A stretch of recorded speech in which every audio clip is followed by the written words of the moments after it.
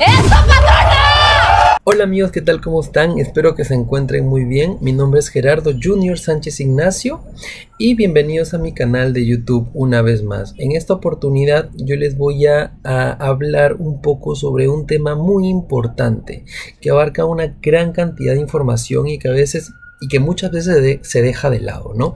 En este caso voy a hablarles acerca de las miocardiopatías. De por sí, como les he mencionado, es un tema que guarda mucha información, es un tema muy amplio, pero en esta oportunidad voy a tratar de sacar los puntos más importantes, los puntos más resaltantes que probablemente les pueda servir para algún futuro examen de importancia, el residentado, el internado, el AMIR, los STEPS, entre otros. Así que sin nada más que decir, comenzamos con el tema de miocardiopatías. En primer lugar, el contenido de por sí es un contenido variado pero conciso, puesto que vamos a hablar de las tres principales miocardiopatías que existen. En este caso tenemos a la miocardiopatía dilatada, tenemos a la miocardiopatía restrictiva y tenemos también a la miocardiopatía hipertrófica. Aquí en el punto 4 les he mencionado un tipo más de miocardiopatías, pero de por sí no vamos a nombrarlo como tipo, puesto que es un subtipo de la miocardiopatía dilatada, y me estoy refiriendo de la displasia ritmogénica del ventrículo derecho. En el punto 5 de por sí no lo vamos a mencionar, únicamente lo puse para recalcar que existe tipos de miocardiopatías que no guardan una clasificación en específico, ¿no? De por sí vamos a hablar de la miocardiopatía dilatada y su subtipo, la displasia ritmogénica del ventrículo derecho, de la miocardiopatía restrictiva y de la miocardiopatía hipertrófica. Comenzamos. Bien, antes de por sí hablar de cada uno de los tipos de miocardiopatías, es importante mencionar el origen de esta patología. Como su mismo nombre lo dice, son miocardiopatías, es decir, patologías del miocardio. Entonces de por sí van a ser patologías del miocardio, como ya les he mencionado, pero de origen primario, es decir, que el problema va a estar en el mismo miocardio. ¿Van a haber causas secundarias? Por supuesto que sí, pero secundarias que no van a guardar ningún tipo de relación con el sistema cardiovascular. Van a haber causas secundarias externas al corazón, que lo vamos a ver en las siguientes diapositivas. Como por ejemplo, una hipertrofia ventricular izquierda. ¿Cuál puede ser una causa? Una hipertensión arterial, ¿cierto?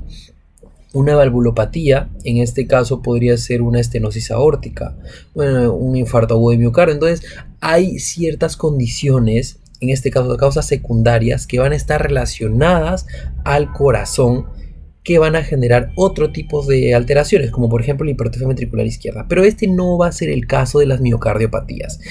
En conclusión, van a ser patologías de origen primario del miocardio y van a tener causas secundarias definitivamente, pero que no van a guardar ningún tipo de relación con el sistema cardiovascular. Continuamos.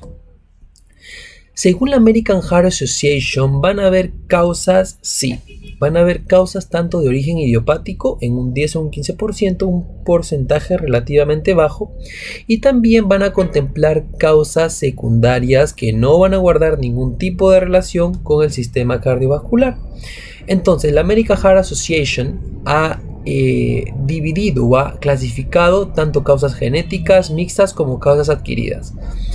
Si nos referimos a las causas adquiridas, esta se va a subdividir en causas tóxicas y en causas por drogas. Si nos referimos a las causas tóxicas, de por sí el alcoholismo es un agente muy tóxico que puede generar algún tipo de miocardiopatía. ¿Cuál va a ser su mecanismo? La citotoxicidad directa. De por sí el alcoholismo también puede generar pancreatitis crónica, puede generar anemia macrocítica y también puede generar esteatosis hepática. Este es secundario y no relacionado a este tema, pero vale la pena recalcarlo, ¿no? Entonces, ¿cuál va a ser la causa más importante para que pueda originarse una miocardiopatía dilatada? En este caso de origen secundario, el alcoholismo. Entonces acá tenemos una pregunta clave. Es una pregunta que le pueden preguntar definitivamente, valga la redundancia, en cualquier examen. ¿Cuál va a ser la causa más importante de miocardiopatía dilatada de origen secundario? El alcoholismo. Esta es una pregunta muy importante y un punto que jamás deben de olvidar. El alcoholismo, relaciónalo con miocardiopatía dilatada. Ok. Por otro lado, nos vamos a las causas adquiridas, en este caso por drogas. Tenemos a los quimioterápicos, como tenemos aquí a la desoxirubicina. Desoxrubicina. También tenemos a la terapia biológica, en este caso por los anticuerpos monoclonales, como el trastuzumab, que va a ser utilizado en las pacientes que puedan presentar cáncer de mama. También tenemos a las infecciones y a las reacciones de hipersensibilidad. Aquí hay un punto muy importante y que también puede ser una pregunta de examen, como algún tipo de diagnóstico diferencial de infarto agudo de miocardio. Estoy hablando específicamente del síndrome de Takotsubo. El síndrome de Takotsubo va a generarse por una gran descarga adrenérgica y la historia o la presentación clínica va a ser la siguiente. Va a ser una mujer de 50 años aproximadamente que va a ingresar por haber presentado una crisis emocional, ¿sí? Por algún susto, por alguna noticia tremenda. Y la sintomatología va a ser la siguiente: dolor torácico que se va a irradiar hacia el brazo izquierdo, hacia el cuello de la mandíbula, y con un electrocardiograma con un ST elevado. Definitivamente ustedes con esas características de arranque dicen sin pensarlo dos veces: infarto agudo de miocardio. Y es obvio, ¿quién no lo haría? Pero cuando vamos a ver a la coronariografía, este examen va a salir normal. Es decir, que no va a haber presencia de alguna placa de ateroma, no va a haber probablemente también esté relacionado con los factores de riesgo, que no va a guardar ningún tipo de relación. Es decir, va a tener una sintomatología clásica de arranque de un infarto agudo de miocardio, pero en la coronariografía va a estar todo normal. Es por eso que este va a ser el diagnóstico diferencial de lo que puede ser el infarto agudo de miocardio. El síndrome de Takotsubo, relacionado al estrés por una gran descarga adrenérgica, obviamente por una crisis emocional que una paciente o paciente pueda tener. Mayormente es en mujeres, definitivamente, ¿no? Bien, ese es el tipo de especial, ¿no? El subtipo, perdón, de miocardiopatía que les había mencionado en un inicio, la displasia ritmogénica del ventrículo derecho. Como les dije, va a ser el subtipo de la miocardiopatía dilatada. ¿Y qué va a ocurrir acá? El tejido miocárdico va a estar reemplazado por tejido adiposo, es decir, el tejido del mismo miocardio, las células, van a ser reemplazados por lípidos, por tejido adiposo. El diagnóstico se va a hacer por medio de una cardioresonancia magnética. Entonces aquí podemos ver las partes blandas que van a estar identificadas como algún tipo de tejido adiposo. De por sí, esta patología o ese tipo especial va a ser una herencia autosómica dominante. Entonces vale la pena recalcarlo, porque no es normal que el corazón reemplace su tejido miocárdico por un tejido adiposo. Y si ustedes ven eso en un examen, alguna pregunta en algún paciente por medio de la cardioresonancia magnética, pues definitivamente estamos hablando de una displasia ritmogénica del ventrículo derecho. Son pepitas especiales que puedan existir, ¿no? Porque normalmente no preguntan eso, pero si es que en algún momento esas preguntas raras que le vienen, pues definitivamente ya saben qué marcar o qué descartar por medio de este video. Vamos a hablar un poquito de la miocardiopatía dilatada. Ok, la miocardiopatía dilatada de arranque, si les preguntan en algún momento cuál es la miocardiopatía más frecuente, la dilatada. Va a tener un origen secundario, idiopático también, pero si hablamos de origen secundario va a ser no ligado al sistema cardiovascular. En este caso tenemos causas virales como el Coxsackie virus, que puede generar miocarditis. Tenemos a los electrolitos bajos, en este caso deficiencia de calcio, de magnesio. También tenemos a las endocrinopatías que guardan relación. Por ejemplo, tenemos al hipotiroidismo, enfermedad renal crónica, pacientes con uremia. La radiación, esto es importante porque también se ha visto en pacientes que por algún tipo de fármacos, por quimioterápicos o anticuerpos monoclonales como el trastuzumab, como le he mencionado, en las pacientes que presentan cáncer de mama, ¿no? También tenemos a las conectivopatías y las distrofias musculares, que también vale la pena recalcarlo. Estos son 3 puntos importantes que jamás deben olvidar si nos referimos a la miocardiopatía dilatada. Vemos aquí en la radiografía un corazón súper grande, ¿no? Vemos un ventrículo izquierdo súper dilatado, vemos cómo se está sobrepasando, ¿no? Lo normal que debería ser. Las características principales de la miocardiopatía dilatada van a ser las siguientes: falla en la sístole, es decir, va a haber una falla en la eyección, porque acá mismo ustedes pueden ver, es obvio, ¿no? Vamos a mencionarlo, vamos a mencionar la fisiopatología en la siguiente diapositiva, pero aquí definitivamente se ve un corazón tan dilatado, un ventrículo izquierdo tan dilatado que va a ser imposible eyectar la sangre hacia la aorta. Es por eso que se dice falla en la sístole. Obviamente vemos aumento de la cavidad ventricular, obviamente no hace falta decirlo, ustedes pueden verlo, y el corazón está creciendo hacia afuera, no hacia adentro, sino hacia afuera, puesto que se está adelgazando las paredes. Por eso se le llama también miocardiopatía dilatada. Se dilata y el corazón empieza a perder su grosor normal, en este caso el miocardio. En cuanto a la miocardiopatía restrictiva, es una patología rara, no muy rara, pero sí rara. Es una patología de por sí infiltrativa, es decir, el corazón va a verse infiltrado, valga la redundancia, por ciertos componentes, como lo vamos a mencionar ahora. Por ejemplo, en la amiloidosis está relacionado con patologías renales, específicamente con el síndrome nefrótico, ¿no? Vamos a ver macroglosia, también ojos, si no me equivoco, los ojos como que medio negritos alrededor, ¿no? Ojos de oso, si no me equivoco, ojo de panda, algo así. Entonces eso es lo que va a presentar un paciente con amiloidosis, no solamente tener sintomatología cardíaca de una falla cardíaca derecha, ya lo vamos a ver en un momento, sino que también otras características que pueden encaminar al diagnóstico, ¿no? Por ejemplo, aquí podemos ver, les voy a dejar las diapositivas para que puedan visualizar con más paciencia esta lámina. También no solamente la amiloidosis, bueno, en este caso cabe decirlo que va a haber una infiltración por la proteína amiloide. En este caso, ¿cómo vamos a diagnosticarlo? Con la tinción rojo-congo, ¿no? Y también vamos a tener alguna causa, por ejemplo, la sarcoidosis. Vamos a tener a la hemocromatosis, también tenemos a la enfermedad por depósito de glucógeno. En este caso tenemos a la enfermedad de Gaucher. Entonces son estas patologías que pueden generar la patología principal, que es la miocardiopatía restrictiva. Ahora tenemos a la miocardiopatía hipertrófica. En cuanto a la miocardiopatía hipertrófica, esto es muy importante. De por sí, de arranque tienen que decir, si le ponen un examen, es una patología hereditaria. Es una patología autosómica dominante que va a haber una mutación, esa es importante, en la cadena pesada beta de la miosina, ¿sí? Y este es el punto importante que no deben de olvidar. Si ven un niño que presenta un pie cabo, definitivamente tienen que hacerle su examen neurológico, porque por medio del examen neurológico ustedes van a descartar o van a diagnosticar una posible ataxia de Friedreich, que vendría a ser la ataxia más frecuente, ¿no? Entonces, si ustedes ven un paciente, un niño con un pie cabo, no solamente en niños, sino también se puede presentar en los adultos, ¿no? Si ven un niño que presenta pie cabo, se le tiene que realizar un examen neurológico. ¿Por qué? Porque pueden diagnosticar una ataxia de Friedreich. Y si el paciente presenta ataxia de Friedreich, pues definitivamente tienen que hacerle evaluación del sistema cardiovascular, porque probablemente esté presentando una posible miocardiopatía hipertrófica. Bien, en cuanto a la sintomatología, aquí vamos a poner los conceptos teóricos y en la siguiente lámina vamos a explicar la fisiopatología de cada uno para que no se le olvide, porque es muy sencillo, la verdad. Solamente es cosa de relacionar. Si hablamos de miocardiopatía dilatada, acuérdense que la sintomatología va a ser de una falla cardíaca izquierda. Si hablamos de una miocardiopatía restrictiva, la sintomatología va a ser de una falla cardíaca derecha.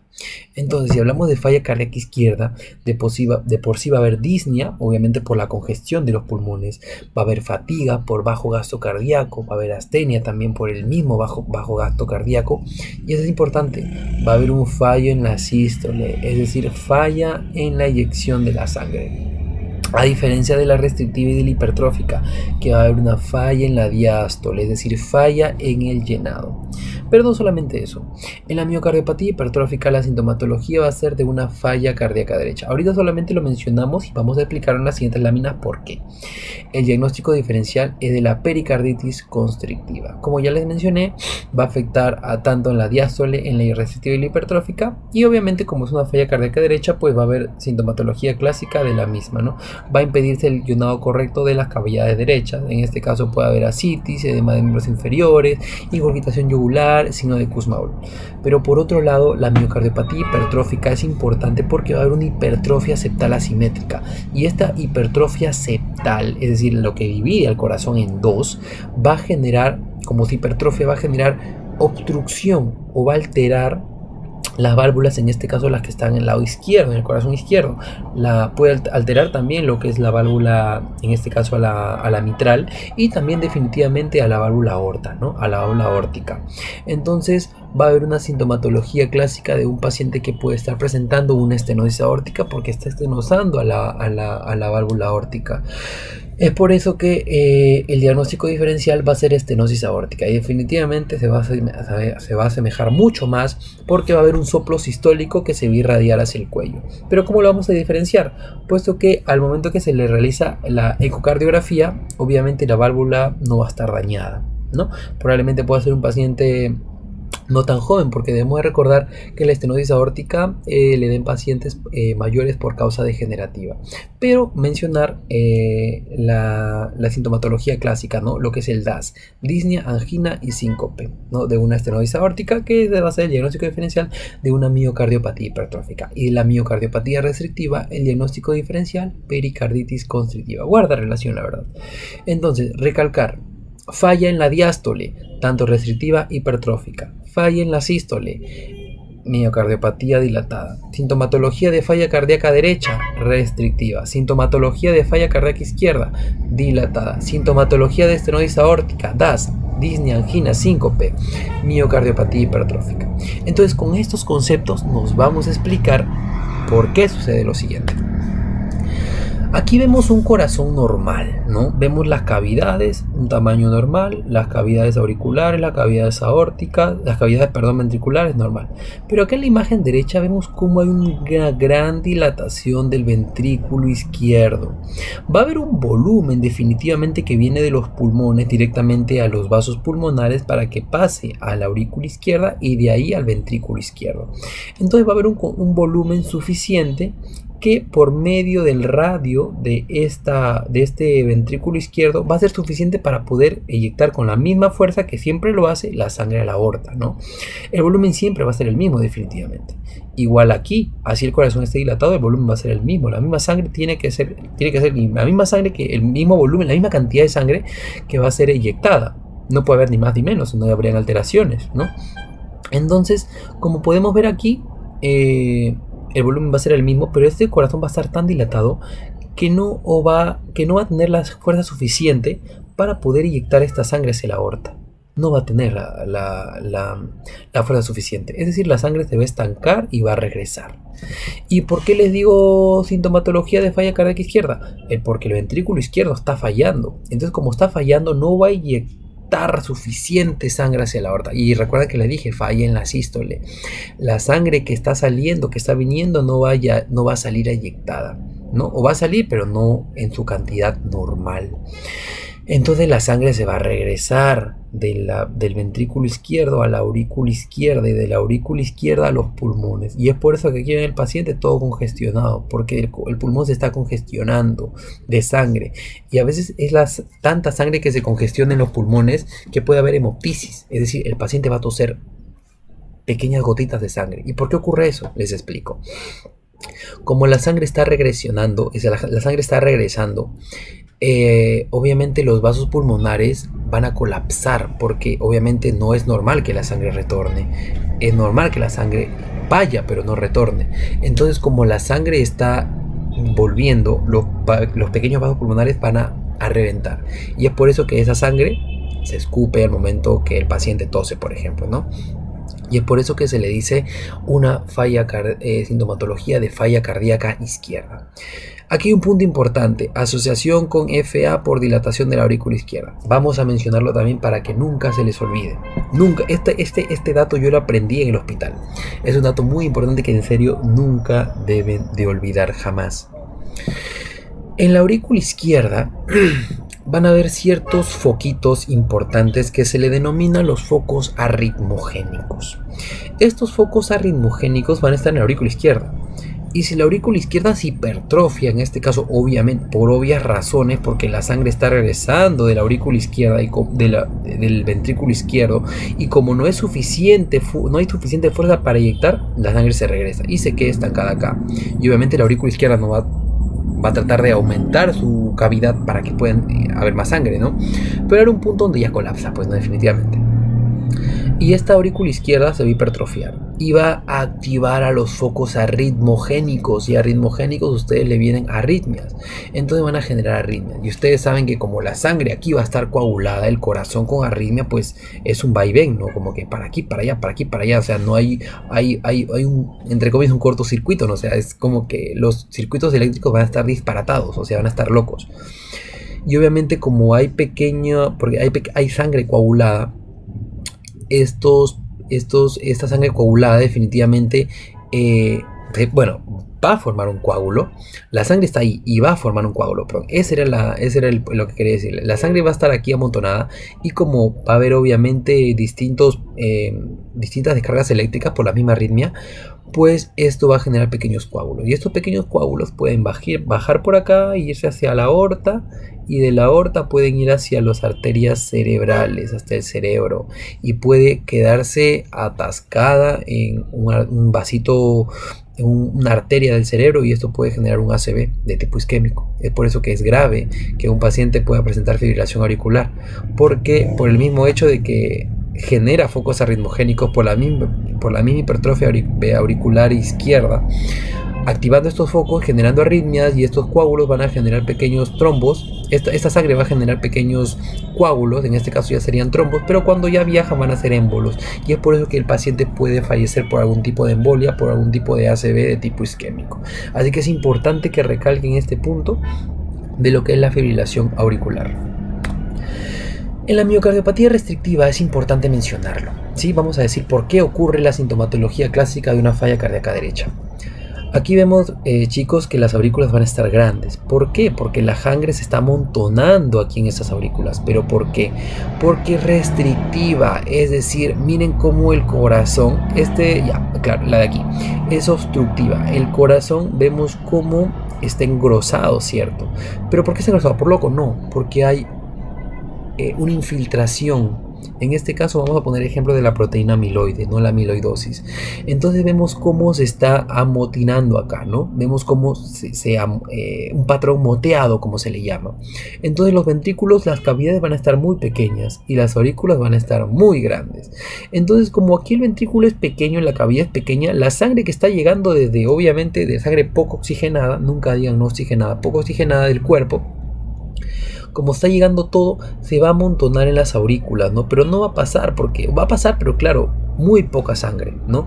¿Por qué? Porque la cavidad ventricular está muy adelgazada y las aurículas van a engordar mucho. Ven como acá está dilatada. Entonces, ¿por qué sintomatología de falla cardíaca derecha?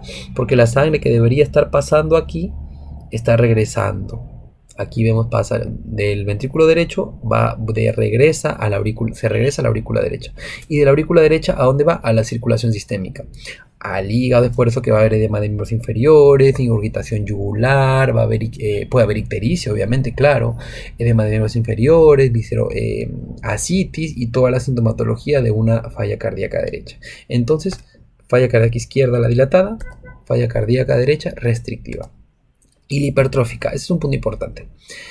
Este es el septo que les había mencionado, ¿no? Va a haber una hipertrofia septal asimétrica. Y vemos cómo aquí está obstruyendo, obviamente, ciertas válvulas. En este caso, vemos aquí, por acá sale la aorta, ¿no? Entonces vemos aquí cómo la válvula aórtica va a estar alterada y la válvula mitral también. Entonces, como obviamente la sangre está llegando de la aurícula izquierda al ventrículo derecho, obviamente va a haber una falla en la apertura. Acuérdense, falla en la apertura, estenosis. Falla en el cierre, insuficiencia. Eso jamás lo olviden. Entonces, como la sangre está pasando de la aurícula izquierda al ventrículo izquierdo, no va a pasar con facilidad, no se va a abrir. Es por eso que es una sintomatología clásica de una estenosis aórtica. Y como no está pasando la sangre hacia la aorta, obviamente no está cumpliendo con los suministros que necesita el cuerpo, ¿no? Entonces obviamente va a haber síncope, ¿no? Porque no está llegando suficiente sangre al cerebro. ¿Por qué disnea? Pues porque también por el mismo hecho de que la sangre no está pasando, se regresa a la aurícula izquierda, puede activar los focos arritmogénicos, pero va a llevar los vasos pulmonares y en los pulmones se congestiona la disnea, ¿no? ¿Y por qué angina? Eso es muy importante también, porque la sangre que está llegando al ventrículo izquierdo tiene que salir eyectada, ¿cierto? Pero en esa eyección hay pequeñas arterias que van a ser las coronarias, ¿no? Que van a irrigar al corazón, definitivamente. Y si no está llegando sangre al mismo corazón, pues ¿qué va a haber? Va a haber dolor. Es por eso la angina, ¿no? El dolor en el pecho. Al examen físico, chicos, es importante recordar en la miocardiopatía dilatada. En este caso, por ejemplo, podemos tener cardiomegalia. En caso de que haya cardiomegalia moderada o severa, va a haber un aumento del índice cardíaco y puede haber presencia del tercer ruido cardíaco. Acá hay otro punto importante a mencionar. Presencia de tercer ruido cardíaco es por una falla sistólica. ¿De qué estamos hablando? De la miocardiopatía dilatada. Tercer ruido en la miocardiopatía dilatada. Presencia de cuarto ruido por falla diastólica, miocardiopatía restrictiva hipertrófica. Siempre la restrictiva y hipertrófica van a ir juntas mayormente. La dilatada es aparte, ¿no? Porque tiene su subtipo, que es la displasia ritmogénica del ventrículo derecho, que ya lo hemos mencionado y que en un momento vamos a decir algunos cuantos tips más. Entonces aquí hay un cuadrito que se lo voy a dar para que puedan revisarlo con mayor paciencia, ¿no? Falla en la sístole, dilatada. Falla en la diástole, hipertrófica restrictiva. Tercer ruido, dilatada. Cuarto ruido, hipertrófica o restrictiva. Excelente. Entonces, en la dilatación del ventrículo izquierdo, estamos hablando de la dilatada, también puede haber algún tipo de insuficiencia mitral, ¿no? Que es un soplo sistólico que se va a irradiar hacia la axila. Ese está en el video de valvulopatías que se los voy a dejar también en la descripción de este video, ¿no? Y en la miocardiopatía hipertrófica, como les he mencionado, es por una obstrucción de la válvula aórtica, puede generar un soplo sistólico, ¿no? Entonces, por ejemplo, aquí les he dejado cómo va a ser la presentación clínica de un paciente con una miocardiopatía restrictiva, ¿no? En este caso, clínica de amiloidosis. ¿Cómo va a ser? Paciente que probablemente puede tener algún tipo de enfermedad renal. En este caso, un síndrome nefrótico. Puede presentar macroglosia. Este ya es parte de la amiloidosis, ¿no? El signo de Kussmaul, en este caso, en orbitación yugular aumentada en la expiración, pero esto es parte de la misma sintomatología de una falla cardíaca derecha, ¿no? Hablando de la restrictiva, obviamente, porque recordemos de la dilatada, falla cardíaca izquierda, y la hipertrófica similar a la estenosis aórtica, la sintomatología, ¿no? El DAS, disnea, angina y síncope. Y en la miocardiopatía dilatada, como lo vimos en la imagen anteriormente en unas láminas atrás, en la radiografía una tremenda cardiomegalia, ¿no? Vemos como el ventrículo izquierdo está sobresaliendo. En el electrocardiograma es importante recalcar esto, y eso sí no lo olviden jamás. En la miocardiopatía dilatada va a haber fibrilación auricular. ¿Por qué? Por los mismos focos arritmogénicos que les había mencionado, por la dilatación de la aurícula izquierda y todo eso. En la miocardiopatía restrictiva, acá hay un punto importante, QRS de bajo voltaje. ¿Y por qué va a ocurrir esto? Por el mismo hecho de que va a haber una disminución del impulso eléctrico por un acúmulo de una proteína amiloide. En este caso, si estamos hablando netamente de la amiloidosis. Y la miocardiopatía hipertrófica, es una patología muy seria, puesto que esto es lo que le da muerte súbita, esto es lo que genera muerte súbita, ¿no? En esos futbolistas que están jugando y de la nada se desploman, es probablemente porque estén sufriendo algún tipo de muerte súbita por algún problema cardíaco, por alguna miocardiopatía hipertrófica. Entonces recordemos, miocardiopatía dilatada, fibrilación auricular, miocardiopatía restrictiva, QRS de bajo voltaje, y miocardiopatía hipertrófica se relaciona con arritmias ventriculares, ¿no? Es las peores arritmias, lo que va a generar muerte súbita. Bien, y este es el punto clave, ¿no? Es la miocardiopatía dilatada con su subtipo, la miocardiopatía, en este caso la displasia arritmogénica del ventrículo derecho. Eso es lo que quiero que vean en el EKG. Si ustedes ven esto en el EKG, estas pequeñas onditas, estas pequeñas chiquitas, estas pequeñas alteraciones, ¿no? Estas pequeñas ondas que van a ser posteriores al QRS, es la onda epsilon, ¿no? Que son arritmias ventriculares que forman parte de la displasia ritmogénica del ventrículo derecho, ¿no? ¿Cómo se hace su diagnóstico? Ya lo hemos visto por medio de la cardioresonancia magnética, que vamos a ver un intercambio del tejido miocárdico por, en este caso, depósito de tejido adiposo. No hay que olvidar eso jamás, ¿no? Y en la ecocardiografía, miren, aquí en la miocardiopatía dilatada, como va a haber dilatación y falla del ventrículo izquierdo, obviamente va a haber una difusión sistólica, ¿no? Es decir, la eyección va a estar baja. Entonces, ¿cómo va a ser el FEBI? La fracción de eyección ventricular izquierda va a estar en un 30%, porque el problema va a ser en la eyección, no va a eyectar tanta sangre, por eso falla en la sístole. Y en la restrictiva y la hipertrófica falla en la diástole, falla en el llenado, pero la sístole va a estar normal. Es por eso que el FEBI, en tanto en la hipertrófica como en la restrictiva, va a ser de 40 al 70%, es decir, normal entre comillas. Puede verse alterado, pero no va a ser tanto como en la miocardiopatía hipertrófica. Entonces, chicos, aquí les estoy mostrando una gran cantidad de características para que jamás se puedan olvidar en ningún tipo de examen. Es decir, para que el tema de miocardiopatía ni siquiera lo estudien, no lo estudien nunca más, porque les estoy diciendo los datos más importantes que literalmente así nomás no se los dicen. Es decir, estoy dándole las pepitas que les van a servir para los exámenes a futuro. Y bueno, aquí también, ¿no? Estamos hablando de la miocardiopatía hipertrófica, como les dije, va a haber una obstrucción de la sangre, en este caso por la aorta, porque va a haber una hipertrofia del septum, ¿no? También se le conoce lo que es el SAM, ¿no? Movimiento anormal sistólico, en este caso si le en inglés, que va a ocurrir durante la sístole, pero esto mayormente va a ser en la miocardiopatía hipertrófica, ¿no? De por sí va a haber, esto va a generarse por la misma obstrucción que está generando la hipertrofia asimétrica del septum, de la válvula aórtica, ¿no? Entonces esto va a jalar a la válvula mitral. Es por eso que se produce este tipo de alteraciones, ¿no? Lo que se le conoce el movimiento anormal sistólico. Es muy bueno recalcarlo, no es tampoco un dato de importancia, pero es bueno decirlo, ¿no? ¿En quién se presenta el movimiento anormal sistólico? En la miocardiopatía hipertrófica, ¿no? Y aquí un punto más de la miocardiopatía restrictiva, ¿no? Por medio de la ecografía vamos a detectar los parches en el miocardio, es decir, vamos a ver un corazón moteado o granular. ¿Por qué? Porque el corazón, el miocardio en este caso, está siendo infiltrado por una proteína amiloide. Y acá hay unos cuantos puntos importantes, ¿no? Si vemos un pulso dicrótico más una falla sistólica, miocardiopatía dilatada.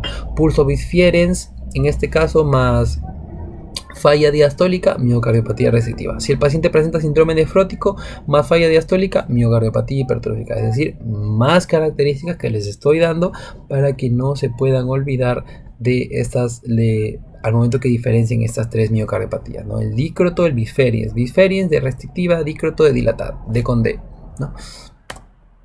Y el diagnóstico diferencial, ¿no? Como les había mencionado, de la miocardiopatía restrictiva es la pericarditis constrictiva, porque la sangre no está llegando correctamente. En este caso, en la pericarditis constrictiva, porque el pericardio va a estar fibrosado. ¿Cómo vamos a, en este caso, diagnosticarlo o diferenciarlo? Por medio de una resonancia magnética o una tomografía axial computarizada. Obviamente en la miocardiopatía constrictiva vamos a ver proteína amiloide, y en la pericarditis constrictiva vamos a ver un pericardio fibrosado. Es decir, la sintomatología igual de una pericarditis constrictiva va a ser una sintomatología clásica de una falla cardíaca derecha, al igual que en la miocardiopatía constrictiva. Es decir, ambos van a tener ascitis, edema de miembros inferiores, disnea, fatiga, ingurgitación yugular, el signo de Kussmaul también. Y en cuanto al tratamiento, chicos, ya estamos acabando este tema. La miocardiopatía dilatada les dije que era falla cardíaca izquierda, sintomatología de falla cardíaca izquierda, por ende se tiene que tratar como si fuera una falla cardíaca izquierda, ¿no? En este caso vamos a utilizar diuréticos de asa si es que la alteración es severa, o tiazidas y furosemida en caso de que la alteración o la sintomatología sea leve, ¿no? También se pueden utilizar antagonistas de receptores de aldosterona, como tenemos a la espironolactona, ¿no? Y debemos de evitar los inotrópicos negativos, ¿no? Porque de por sí tiene que llegar más sangre, tiene que ser inyectada, es decir, tenemos que darle inotrópicos positivos, ¿no? Para que la sangre salga inyectada. Debemos de evitar los beta bloqueadores y los calcio antagonistas, ¿no? Porque como hay falla en la sístole, si nosotros le damos más inotrópicos negativos, pues menos fuerza al corazón, menos eyección, el paciente se va a descompensar mucho más. Y en cuanto al tratamiento de la miocardiopatía restrictiva, pues de por sí debemos de tratar la causa, ¿no? El tratamiento etiológico, en este caso la amiloidosis, como por ejemplo, ¿no? Los corticoides, o en este caso el milfalán, como es un citostático, ¿no? Y en la miocardiopatía hipertrófica debemos de darle los cardiodepresores, ¿no? En este caso no debemos darle inotrópicos positivos, porque si contraemos más va a generar mayor obstrucción. Entonces debemos de evitar la contracción del miocardio con los inotrópicos negativos, ¿no? En este caso los calcio antagonistas o los beta bloqueadores, ¿no? Y como les digo, no debemos de dar inotrópicos, no debemos usar inotrópicos positivos, evitar la dobutamina, la dopamina o incluso también la digoxina. Si no me equivoco, esta es la última diapositiva. Existen factores de riesgo para que el paciente pueda presentar algún tipo de muerte súbita, ¿no? Por ejemplo, una miocardiopatía hipertrófica es importante tener en cuenta porque esto va a aumentar el riesgo de muerte súbita. Pacientes menores de 30 años también son factores de riesgo, ¿no? Antecedentes familiares de familiar del paciente que haya presentado episodios de síncope, ¿no? Y los pacientes que usan el DAI también, es importante, ¿no? En los pacientes que usan esto, porque puede ayudar de alguna manera a evitar algún tipo de fibrilación auricular, ¿no? Muerte súbita, perdón, en este caso, que es el desfibrilador artificial implantable, ¿no? Entonces, debemos de recordar aquí como datos importantes que la causa más frecuente de trasplante cardíaco en pacientes jóvenes es la miocardiopatía dilatada, ¿no? Y también en caso de que exista una miocardiopatía hipertrófica, existe un tratamiento quirúrgico. En este caso tenemos a la miomectomía de Morrow, ¿no? Si no me equivoco, la de Heller era para acalasia. La miomectomía de Heller sí era para acalasia. Entonces aquí, por ejemplo, tenemos unos cuantos puntos a tomar en cuenta de posibles pacientes, ¿no? Joven con antecedentes de muerte súbita, menor a 30 años, se le debe realizar un ecocardio y mucho más si presenta un miocardio hipertrofiado, ¿no? Porque es muy candidato a que pueda presentar muerte súbita, ¿no? Paciente joven con antecedentes ventriculares, en este caso con miocardiopatía o antecedentes de miocardiopatía hipertrófica, también la miocardiopatía hipertrófica es un mal pronóstico que el paciente pueda presentar algún tipo de muerte súbita. Es por eso que estos pacientes con miocardiopatía hipertrófica incluso pueden ser los de peor pronóstico, porque pueden llegar a la muerte súbita, y son pacientes jóvenes, pacientes menores a 30 años, ¿no? Entonces, si de por sí ya tienen a familiares con antecedentes de síncope, familiares con antecedentes de miocardiopatía hipertrófica, menor a 30 años, presentan síncope a veces, pues es muy importante tener el ojo bien abierto en estos pacientes, porque definitivamente en algún esfuerzo, están jugando fútbol, otro tipo de deporte, se puedan desplomar y ya puede ser muy tarde para salvarle la vida. Bueno, chicos, esto ha sido todo en cuanto al tema de miocardiopatías. Espero que les haya gustado mucho. De verdad que me costó sacar información, porque hay una gran cantidad de información. Incluso hay un tipo de miocardiopatías que no son clasificadas, que hoy es muy muy raro. Y en cuanto a los banqueos, he estado revisando y de por sí las pepitas es lo que les he presentado en este video. Así que, chicos, yo les agradecería mucho que miren este video, que apunten, que hagan sus apuntes, y de verdad ya no estudien más miocardiopatías, porque aquí está lo más importante del tema. Ya no necesitan buscar información y que todo eso, ¿no? Lo más importante se los he dejado en las diapositivas. Si quieren obtener las diapositivas, pues voy a dejar mi Instagram en la descripción de este video. Me escriben y yo se los estaré pasando, para la redundancia, por Instagram. Bueno, chicos, les agradezco mucho. Lo que sí les pido es que no se olviden de comentar, suscribirse, darle me gusta y activar la campana para que cada vez que yo suba un video, YouTube les avise. Muchas gracias por ver este video. Muchas gracias por haber llegado hasta esta parte. Y nada, chicos, espero que les vaya bien. Un beso y un abrazo.